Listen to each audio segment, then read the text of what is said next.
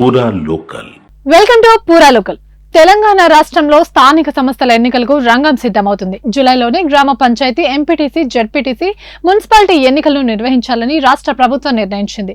June చివరి వారంలో notification విడుదల చేసేందుకు ఏర్పాటు జరుగుతున్నట్టు విశ్వసనీయ వర్గాలు తెలిపాయి. ఆగస్టు 2వ వారం నాటికి ఎన్నికల ప్రక్రియను పూర్తి చేయాలని భావిస్తున్నట్టు తెలుస్తుంది.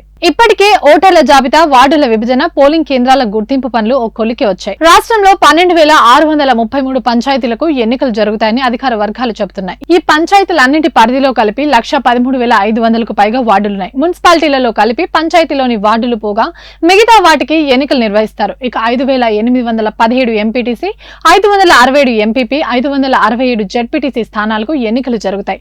హైదరాబాద్, మేడ్చల్, మల్కాజ్గిరి మినహా 31 జిల్లాల్లో జెడ్పీ చైర్మన్లను ఎన్నుకుంటారు. స్థానిక సంస్థల్లో బీసీలకు 42% రిజర్వేషన్లు అమలు చేయాలని సర్కార్ నిర్ణయించిన సంగతి తెలిసిందే. ఈ మేరకు అసెంబ్లీలో బిల్లులను ఆమోదించి కేంద్రానికి పంపింది. కానీ కేంద్రం పెండింగ్ లో పెట్టింది. స్థానిక ఎన్నికల నోటిఫికేషన్ నాటికల్లా కేంద్రం నిర్ణయం తీసుకోకుంటే ప్రస్తుత రిజర్వేషన్లతోనే ఎన్నికలు నిర్వహించాల్సి ఉంటుంది. అంటే మొత్తంగా 50% దాటకుండా రిజర్వేషన్లు అమలు చేయాలి.